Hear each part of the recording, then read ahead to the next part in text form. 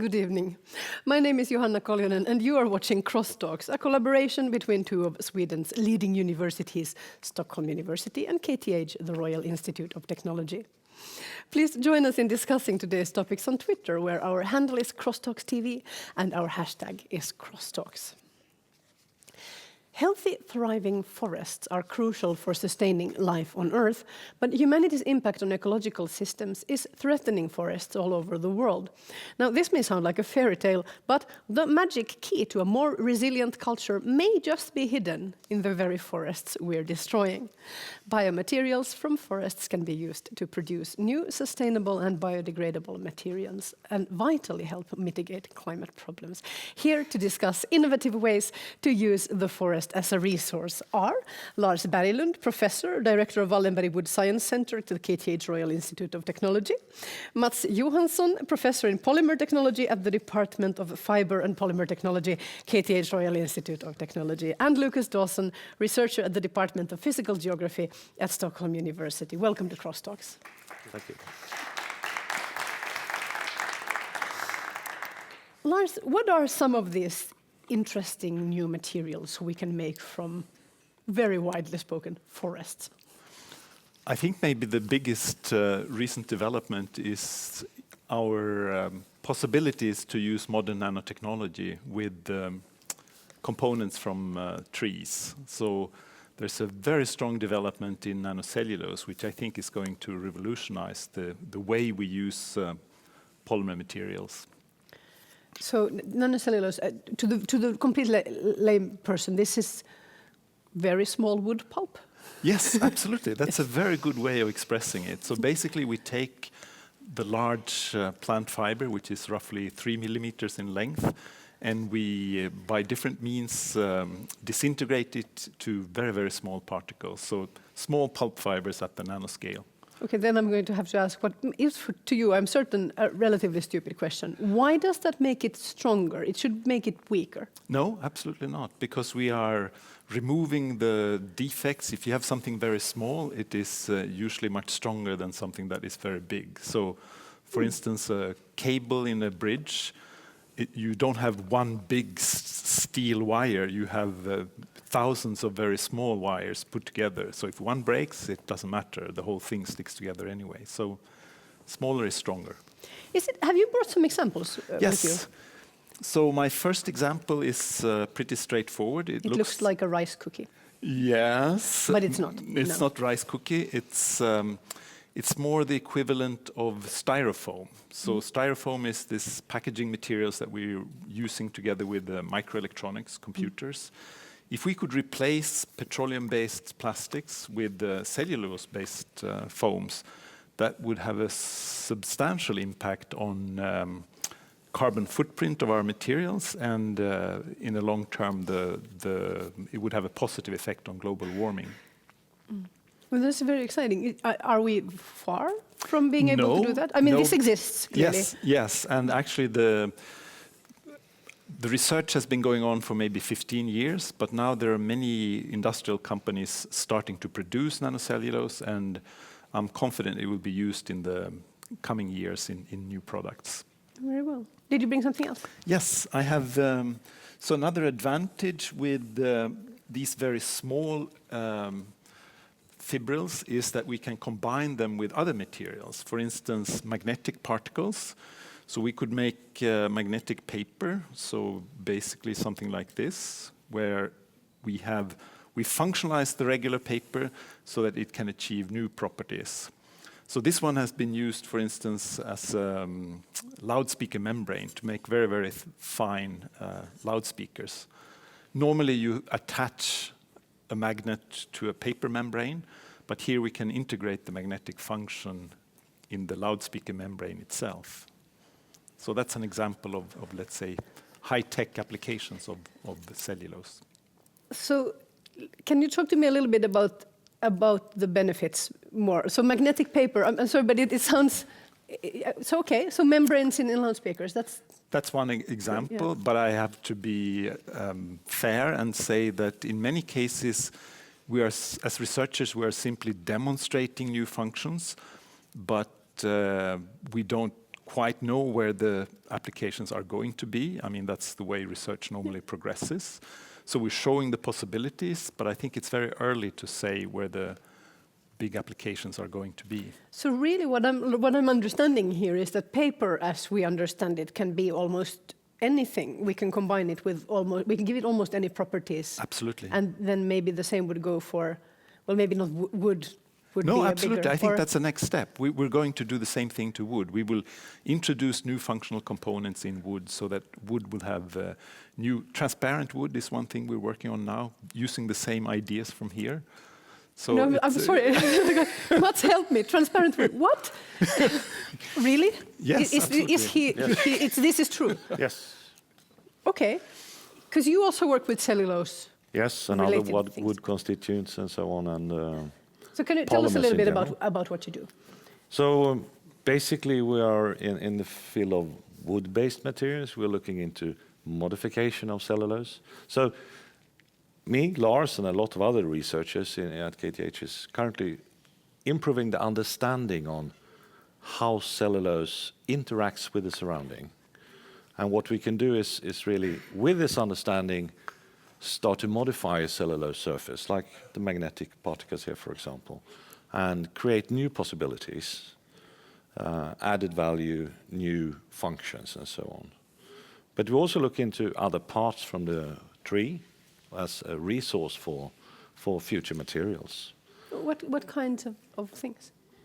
What other parts are there? Oh, if you take a tree, for example, it's basically three main polymer constituents. It's cellulose, hemicellulose, lignin. And in a normal pulping process, you aim for the cellulose. And then you can process the cellulose further to make nanocellulose, but the other components, the lignins and the hemicelluloses, also have a value as a precursor or a component for materials. In the traditional way, it's normally used for energy recovery, so you burn it more or less.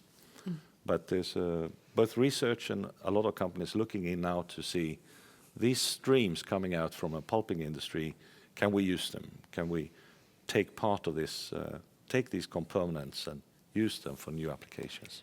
So the pulping industry, what are we mostly doing with wool pulp today? I mean, paper is the obvious example. Is it primarily paper? Because I'm realizing we may be in an industrial shift away from paper. Is that in part what's driving this? Yeah, I think Lars is better in So I think it's fair to say that paper is having certain problems. So basically we have, if you take a tree, you turn it into sawn timber, and that's roughly 50% of the tree. This is doing well industrially. We keep using it. The main problem is really in the paper production. And I think at the same time, I mean, one of the reasons is that we are now in competition with faster growing trees from eucalyptus plantations in South America and in Asia. So that's one reason. There are other reasons as well. When you say we, you mean Sweden? Yes. Yes. And countries similar Yes. to very foresty countries in the northern Yes. hemisphere, where eucalyptus does not grow. Right. Yeah. But at the same time, I would say we're fortunate because this is happening at a time where there is strong interest in materials from biomass. So if we could replace some of the petroleum-based plastics that we are using with these new concepts, developing polymers and plastics from trees, that would be fantastic, and it would give possibilities for a new environmentally friendly industry. Well, this is very exciting. So Mats, where are we in this process? Well, if you look in the traditional polymer industry for plastics and so on, they are actually going quite strongly towards having a bio-based source for their materials instead of a fossil-based sources. Not only due to environmental concerns, but also competition, price, and so on, because even if the oil price right now has gone down again, in the long term, you'll see we need to find other sources for a sustainable production of materials. So the traditional polymer industry is also going towards this, seeing what are the available sources around for future chemicals and materials. and it's quite far gone already, so it starts to be implemented, both with so the traditional first- plastics yeah. and new concepts. So the first step is to eliminate the wastefulness of just burning materials that could be used for something else. Yeah. That's one part, and then the other is perhaps working with entirely new materials. Yes, and getting added value also, Yeah. of course. So, Lucas, your research involves applying a systems analysis approach to how we manage natural resources and land. What I'm hearing here sounds pretty good to me. What are you hearing? Well, it sounds very promising, I'm sure. I think that we definitely need to... there are many challenges that are associated with sustainable development. And certainly moving away from a fossil-based economy. So I think that being able to use renewable products is an essential component in achieving a sustainable development challenge. At the same time, we need to be careful that we manage renewable resources so that they are sustainable also in the long run, because of course you can use renewable or natural resources, but you can use them unsustainably so that they can ultimately decline also. So this is an important challenge for everybody, for industry certainly, and also for decision makers, politicians, and for people generally. Mats, you're nodding. What are you thinking? No, I agree. It's a very complex problem or issue. Is if you go solve one question, technically maybe, then you might have a second level of problems. How can we do this efficiently and provide it in a sustainable way? So I agree with you that it's very complex. Do you foresee that the demand for wood is going to rise, actually? Because today, in very heavily forested countries such as Finland, where I'm from, and Sweden, of course, it's not a problem. Achieving regrowth, enough regrowth is not a big challenge because there's just so much forest to take from. But if we're looking at much larger volumes, then I'm foreseeing some systemic problems. I don't think that is a problem, actually. It's and in particular, I'm curious about Luca's opinion about these plantations, because they are primarily going to be they will be in South America and in Asia, and the plantations will look different from the type of forest that we have here. What plantations are we talking about? The hypothetical, the future? No, the eucalyptus plantations that are okay. already existing in South America, because I'm just expecting that's what you have in mind when you talk about when you talk about the change in the system. If you go from natural forests to plantations, I think most of them will be in South America and Asia. Mm-hmm. Is there a question or what? Well, that's very unclear, I guess. But what is the consequence of that? If that would be our main source of raw materials, what is the consequence of that? Well, I really have to say that I don't know 100%. What I will say is that, generally speaking, that we have a number of conflicting goals. One is to maintain biodiversity. One is to try to maximize the number of ecosystem services that nature provides for free, that are essential parts of our economy today. And I will assume that if there are enormous monocultures in South America or in Asia that compete for land resources from natural forests, which of course they do, then I will assume that the availability of ecosystem services in those regions will decline rapidly, and that there will be systemic consequences because of that. But what about the Northern Hemisphere, our kinds of forest? Is biodiversity an enemy to productivity here? Or is it feasible to say that, well, we can actually have an industrial wood production and in a sustainable manner? That's an excellent question. And these questions are potentially quite controversial as well, because of course the forestry industry has certain incentives. I mean, it's based on economic drivers. It wants to perform economically, and biodiversity is not necessarily within that paradigm. So they're making decisions based on a different set of requirements.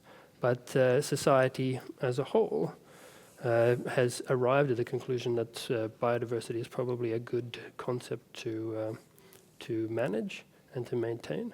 And I would say that yes, even in Sweden, that forestry plantations don't really lead to the multiplicity of ecosystem services or kind of natural services that natural forests can. Can we say this in slightly plainer language? Natural forests are a mess. If you want to harvest something like trees, even which are very large and difficult to handle, you would want a forest that isn't a mess. You would want it to be slightly more organized and not as undergrowthy and brushy and filled with animals that are endangered, and then you're not allowed Certainly, if your goal is to optimize economic results, yes, absolutely. Yes, so that's no, I'm not advocating this. I'm just making the observation that that's what you would want.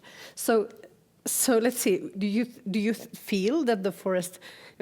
Dodging it a little bit. Do you feel that forest industries are being responsible about this, or should, since we're looking at changing the use of forests anyway, shouldn't we take this opportunity to perhaps change the system entirely into a more sustainable direction?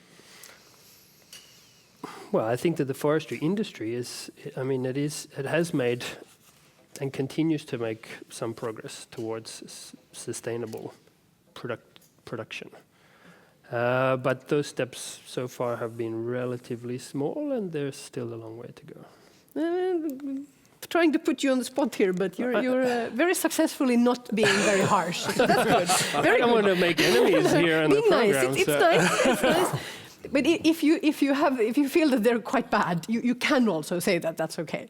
No, but I think that the forestry industry has made some efforts. I mean, certainly driven by the certification processes. Exactly. For example, they're making some efforts towards more sustainable production, but those efforts are still based within a certain mindset that is governed by economic productivity, by the bottom line.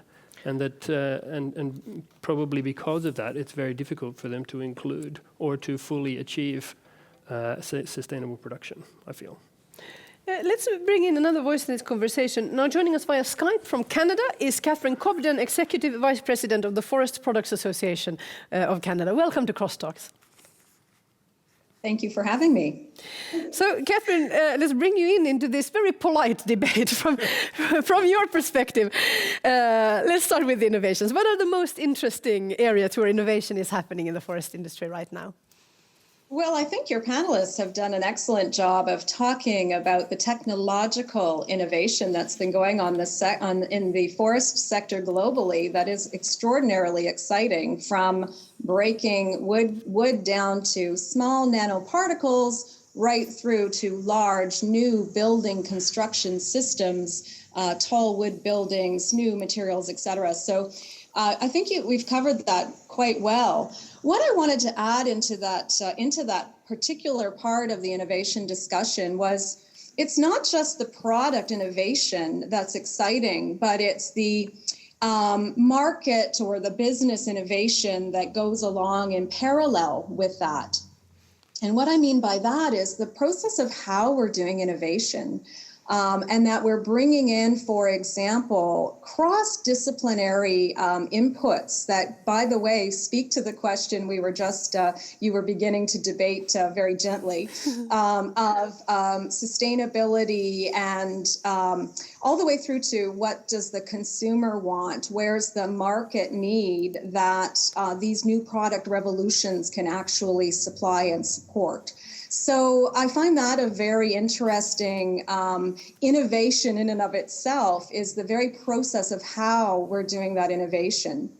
And on the nature and on the question of the sustainability, it's another area of innovation, frankly, that I think we have more work to do. The term we use here in Canada is called social innovation, which is what are those models of addressing these big mega questions of how do you balance the twin needs of ecology and the economy for the very long term.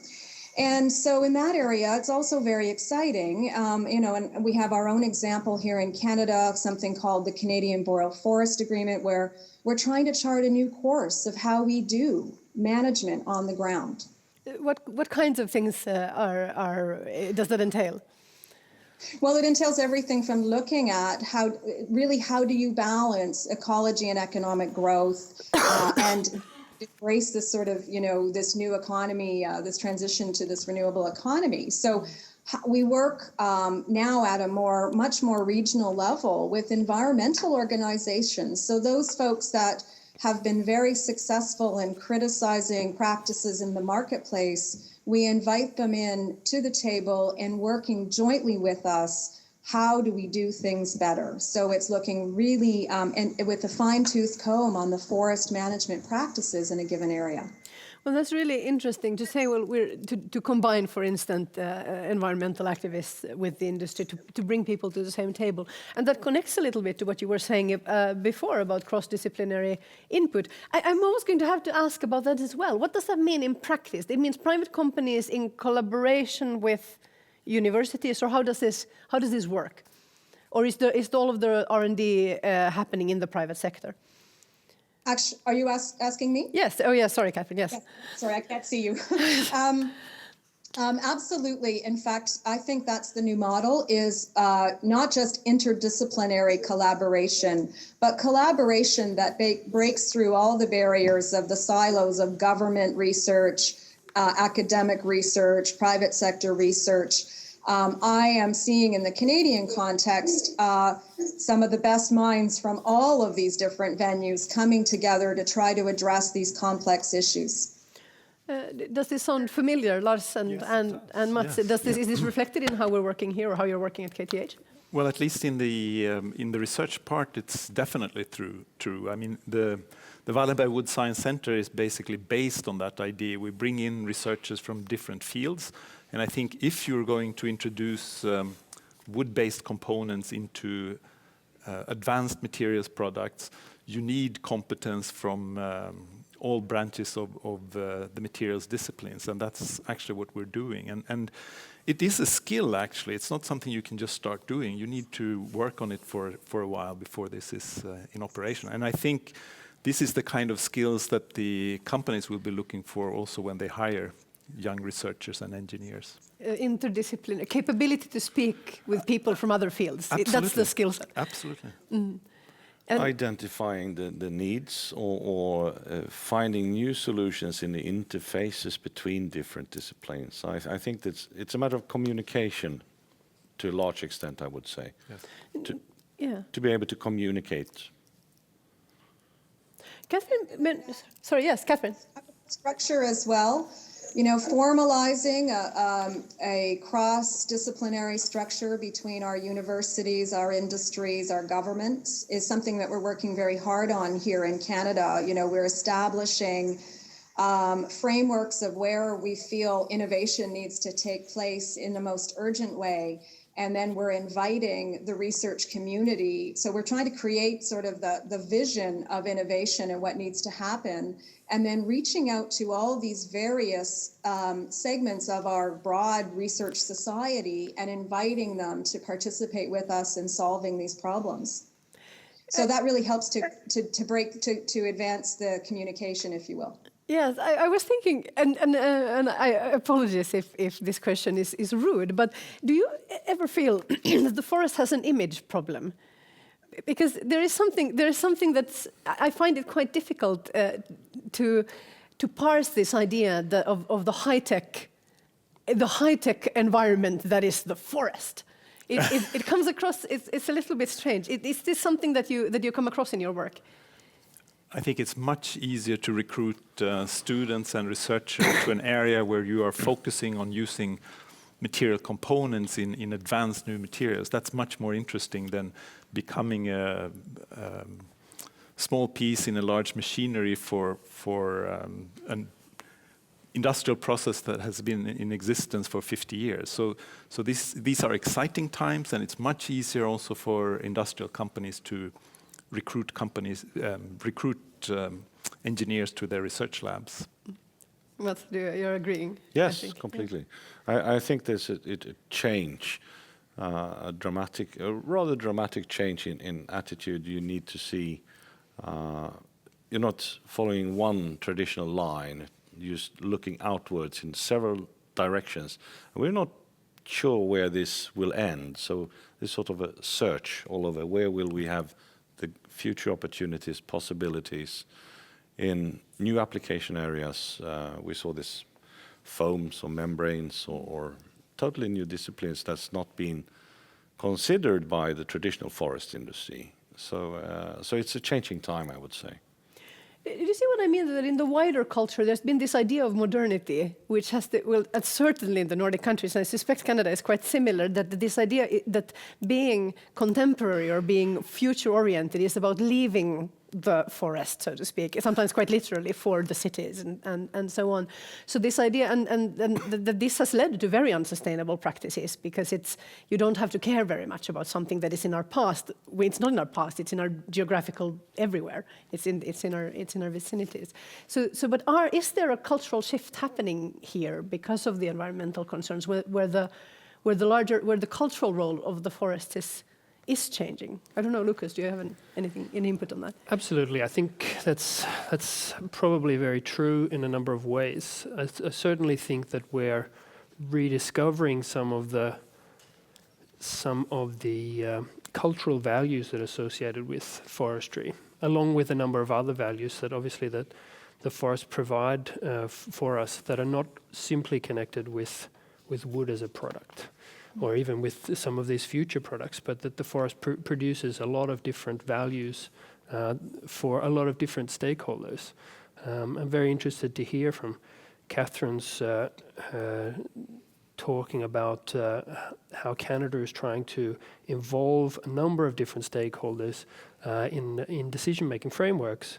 And I certainly think that that's definitely a way to go. We need to acknowledge that many people have many different expected outcomes from forests or from forested areas, and that it's not only necessarily the large landowners or the large forestry companies who have a highly invested stake in them. Perhaps it's difficult, I think, for older environmentalists to even parse this idea that in the reality we're in, with the huge systemic challenges, environmental challenges, multiple sets of problems that we're facing in our generation, if your product is produced by an ecosystem, you really do have the exact same goal as the environmentalist, which is not to die, and for your civilization and customer base and products to continue existing. And this may be quite difficult for many. Even I'm 36. Even from my generation of an environmentalist, this is a bit of a step. Catherine, you're nodding. I was going to say that it is for sure a step. I have to, on your question of do we have an image problem, I'm extremely optimistic. I know that we do have this sort of history image problem, the hewers of wood and drawers of water kind of thing. We've been doing a lot of the same products for many years. But as you can hear from what we've been describing around the revolution that's happening in the industry technologically, and then you add on to that the tremendous progress we have made globally, but I can speak at least for the northern countries with my colleagues on this panel. I think that's a tremendous opportunity as well for branding the future of the industry. So the idea that, we not only are we green, not only do we have this cultural connectivity to a really important, the beautiful forests, we also have been progressing and I would say even accelerating our progress in managing them sustainably, being creative in finding ways to marry all these different needs and values. And I personally believe that that's a great future branding opportunity for the forest industry. Lars? Yeah, I'd like to add one thing to this aspect of, we talked about multidisciplinary work, and I think the biologists have helped us tremendously because, well, you mentioned the trees. I mean, the material is created during biosynthesis. It's done at room temperature. It's done at in water. It's done under low temperature, ambient pressure. So those conditions are ideal. If we could use those kinds of environmentally friendly processing conditions when we make our synthetic materials or man-made materials, that would be tremendously interesting. So we're not only using the components from the trees, we're also using ideas. We're picking good ideas for making new materials in a sustainable way. And I think that's an interesting addition to the research field. So I think that there's a kind of overall understanding in the scientific community that we will have to shift into what some people call the circular economy, this idea that we can't just produce stuff out of resources that are going to run out and then throw them away and hope for the best, because we now know that wasn't a good plan to begin with. So we're going to have to think of everything we make in a sort of life cycle perspective. So could you talk to me a little bit about the life cycle aspects of these new materials that you're talking about? Me? Mats. Yeah. Yes. It's a really tricky question when you start to talk about life cycles, because this is also, if you take, for example, bio-based materials in general, when it started several decades ago, there's been a very strong focus on biodegradable material, like aliphatic polyesters and so on, that should degrade. We should be able to throw away a plastic bag in the forest, it should disappear. A change that has been occurring, I would say, last 10, 20 years is having bio-based materials that should have a durability and a function for a certain period. And that changes rather dramatically from a material perspective what you need to do. And that also shows that when you talk about circular economy and life cycles, how do you define the time frames? It quite easily becomes quite complex quite rapidly.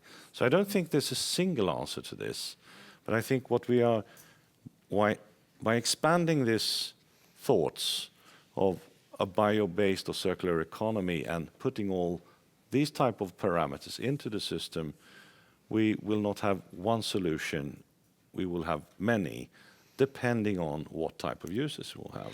Okay, but of course I realize we're talking about so many different things at the same time. Catherine mentioned tall wood buildings before. Yes. So I would assume if we build a building, because today when we build houses, they're typically not meant to stand for centuries. They're maybe meant to stand for 30 or 50 years or something like that. And we can easily build a relatively high wood building that or maybe 100 years. But we can make these buildings out of wood as well, and they could last just as long. The difference is that after that, we can't burn the concrete, but we could, I guess, still use the energy in wood for... And there's a big difference in the amount of energy you need in order to have your timber components. If you compare with concrete, there's a tremendous penalty to be paid in terms of the energy required to produce the concrete in the first place. Nature is doing the job for us with wood. So why don't we see a lot more wood houses being built? That's a good question. Yes. I think Catherine? We put that one to Canada. So in the Canadian context, it's linked directly to regulatory barriers, which, by the way, are getting addressed. So we're very pleased about that. But to the bigger question, I wanted to weigh in on this as well, because I believe it's a fair assumption that in Sweden, Finland, Canada, we are practicing sustainable forest management. And when you think about the circular economy, I think one of the things that, and frankly, I think of it as the climate change or the climate constrained future and how we need to be more adaptive to climate issues. One of the things that this new, if you will, future of the forest industry does for us as society is it gives us as consumers a lot more choice on products that have more renewability. So what I'm imagining is, products from sustainably managed forests are becoming feedstocks and constituents of, we've already talked a little bit about replacement of become feedstocks in the chemical industry, feedstocks in the plastics industry. And so by that, you're adding more with the assumption that the forest management is sustainable. That is a critical piece. And you talked earlier about plantations, and I think we have to keep our eye on how far some of those practices go. But if you assume the sustainable forest management, which I feel very confident in doing in Canada, this idea of giving consumers more choice, where there's a lower carbon footprint and a better sort of renewability, I think that's an important contribution that industry makes. Yes, let's see. You said we have to look at plantation and see how far those practices can go. It sounded like a very nice way of saying that's probably not super sustainable. Well, I'm only concerned, I'll just say that we've recently seen out of Brazil a significant move that we have not seen, I don't think, anywhere else, which is the approval to proceed with direct genetic modification. And so that is maybe the colleagues on the panel know more about this than I do, but I mean, from our vantage point, that was quite surprising. And you have to wonder, where does that go if you play those sorts of scenarios out into the future? Any immediate reaction on the advance of genetically modified species in plantations? Well, one thing we know for sure, they're probably not going to stay in the areas where they're planted once because that's not how nature works. So do we see this as a problem? Any reactions, Lars?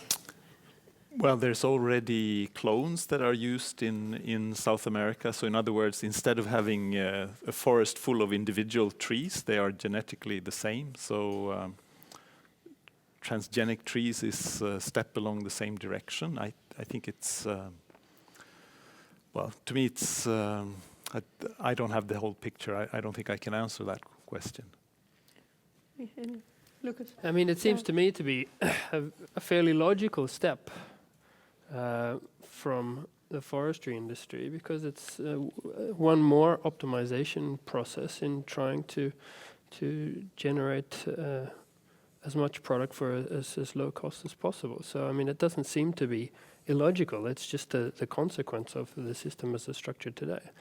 But I would like to say that, I mean, even if we say that we have sustainable forests, for example, in Canada or in Sweden, for example, the production forests, they may be, I mean, technically sustainable according to certain definitions, but they're not necessarily, they're not forests as most people are used to thinking of a forest, which is kind of a storybook forest where there was a lot of diversity. I mean, these are still actively managed areas where the species diversity is relatively low, and where the environmental outcomes are restricted. You have gone so far as to call them tree factories. I don't. Yeah, why not? I mean, it's an industry, and I think maybe the industry is okay with the fact that they're producing trees. I mean, that their product is wood, and so they have a factory to produce that material. So, but let's think about this. So forests have all kinds of other functions as well, apart from producing trees. They are environments in which other species live, for instance, not just animals, but also plants. Also, water cycling. Can you just very briefly explain what the role of forests is? Yeah, I mean, forests provide us with innumerable services. We still don't really know how they're all interconnected very well. So, I mean, as with many natural ecosystems, the system connections are extremely complicated. And they're possibly so complex that we might not be able to understand them. I mean, regardless of how much we try. But I mean, forests, certainly, they provide us with a number of very important services. For example, water purification, water cycling. They contain carbon dioxide for us. They provide us with cultural values. They provide us with provisioning services. Lots of other species that we like to eat and consume are found in natural forests, for example.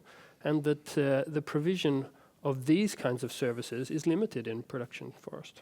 Recreational space. I mean, for humans, of recreation, course, absolutely. I mean, we've all driven through a forest plantation, and it's not necessarily a pleasant experience. It doesn't bring necessarily the same kind of joy that walking through a natural forest does. But then are these? What are the main challenges in combining these interests in a sustainable way? Is it possible? Because we also have some of these countries are very big. Can't we have both? Isn't that a good compromise?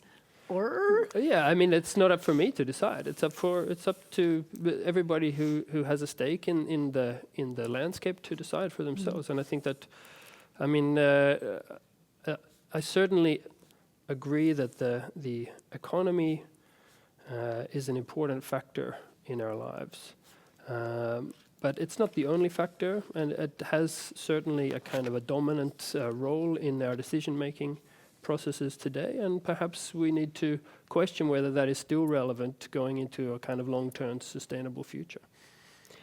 So this, Catherine, sorry, pardon. Oh, sorry. Yeah, Catherine. Well, I just wanted to say, I absolutely agree that we can't stand still and rest on the successes we've had in the past in terms of improving our environmental performance. I'm speaking now as the industry. I think it's critical that we continue to challenge ourselves to do better and better and evolve our practices. As mentioned, in the Canadian context, we're trying to evolve those practices in concert with people and partners that we believe bring to the table a different set of values helping us ensure we've got a strong balance in those values. And frankly, including First Nations and our communities themselves. There's a broad, collection of different interests. We've been talking about this all through this conversation, but there is a broad collection of interests. And I think in the future, it involves bringing these parties together to develop practices and new practices. And perhaps actually this connects to what we were talking about a little bit earlier in the conversation, because you said, Lucas, everybody who has a stake in the landscape. And I thought, well, I don't really have a stake in that landscape. But of course I do, as a citizen and as a taxpayer and as a human being on this planet. I do have a stake in that landscape. So that brings us back to this cultural disconnect between an increasingly, globally speaking, an increasingly urbanized human population and the wider ecosystem of which we are a part, even though we don't feel we are. So perhaps actually all of these developments that you're talking about can help us refocus on the importance of these environments in our economies and in our lives. So that brings us to a very interesting cusp. We see that we are at an interesting point in history from a material science perspective, certainly also for the forest industries and because of the environmental challenges. All of these things are happening at the same time. So what happens next? What's the next most interesting challenge from where you're sitting, approaching the forest issues? Maybe let's start with you, Lucas. What problem would you like to see solved right now? What problem would I like to see Perhaps something solved? that researchers could do or work at. I think that many of the challenges that are facing us are probably social. They're not necessarily only technical. I think that many of these challenges are social in nature. I think that probably the biggest challenge is to introduce a kind of long-term perspective into decision-making at all levels. Mm.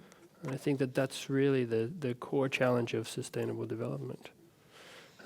What research can focus on, I think it's quite possibly research can focus on trying to understand and propose strategies for decision-making under complexity.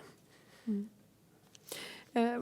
What do you think? I agree, and also this really is a challenge to on all types of levels improve an understanding of very complex systems. It could be complex in societal issue, as you describe it, but it could also be as we are doing a lot, understanding the complex structure of a tree. Why is it like that? And learning how this complex system works from a technical point of view. Using that knowledge, we can also find new opportunities. And I think that's, in general, if you talk material science and organic materials, polymers, bio-based or synthetic, to understand more and more complex systems is a challenge. I know, Mats, that besides your own research, you're also heavily involved in defining educational programs and strategies at KTH. So what sort of changes need to happen in the academic environment to produce the kind of thinkers that we're talking about right now? I think we have to adopt our education system with, it could be different topics, of course, but we need to, what we are doing, for example, is we adding aspects of entrepreneurships into the educational programs to get the students to be more aiming towards going for new possibilities. And it could also be having more cross-disciplinary aspects into the education, so you can add course segments, for example, in connecting areas. You might have a focus area, but you need also to be able to communicate with neighboring areas to go towards new solutions. And I think that's what you see in industry also, that there's a need for this. So if we adopt the education system towards this, we can probably also provide engineers and PhDs and so on with very good prospects of good jobs in the future. That's good. Lars, what about you? Of course, I realize you have to wear your Wallenberg Wood Science Center hat, perhaps. So maybe the most exciting research is happening where you are. Well, I think the vision, actually, one could look back, actually, because during the 40s and early 50s, a wide variety of components and actually plastics were made from wood. And I think we're going in the same direction. There will be a variety of products coming out from trees, and we will use them in new types of materials. And I think that's a pretty exciting development. So we will have bioplastics based on trees. And I think that could actually change the way the industry operates. It would be more diverse, and it would be technically more interesting for engineers from our university. So I think that's a very, very interesting development. So hang on, what we're saying, am I hearing you correctly? So if these kinds of raw materials would produce a much wider range of products, in itself, that would make, could even have biodiversity effects. Suddenly more kinds of wood, for instance, yes, could absolutely. be interesting. The different properties of forest. The aspects of time, even growing very durable wood takes a very long time. So even those kinds of things, saying, okay, well, let's look at ancient timber. Can we produce that on a 100-year scale? And then we're making these nanocellulose things over here at the same time. Very different needs. Yes, and I mean the industry would then change. There will be more. It would be more demanding, and I think that is important. If we use our wood primarily for fuels and those kinds of products, I think that is less suitable for countries like Sweden and Finland and Canada. We need to put high value into our materials. So that's why this development is so exciting, both environmentally friendly and more technically demanding. So also, yes, financially as well, we need the raw materials need to be more valuable. But it sounds to me like you're speaking about intellectual curiosity as Absolutely. well. It needs to be more exciting to work with these things. Yes, for sure. And it sounds as though it is. Catherine, what is, in your view, the next step that needs to be taken? Well, listen, what I'm most excited about is what we can do to attract these young students that your panel is talking about formulating for us. We need, I think, an energized workforce. We need future employees. We need to have a lot of creativity pour into some of the complex questions that we've been debating today already. And I don't think, by the way, on another note, I personally see we must continue to strive to break down silos in our research agenda, so we're maximizing the cross-discipline. I would also say the international collaboration. These things are complex. They're going to take the best minds to keep evolving and moving forward. And I'm really excited that hopefully we'll see the youth come into the industry and help us with these problems. And I'm realizing finally that now we have accidentally created a sort of divide between the good northern forest and the evil plantations in the global south, and that is clearly not our intention. So of course, again, if you want to go into a field where a lot of work needs doing, get educated somewhere exciting and work everywhere in the world. I think that's, we're going to end on that note, that hopeful note. Thank you ever so much, Lucas Dawson, Mats Johansson, Lars Berglund, and Catherine Cobden for helping us see the forest for the trees.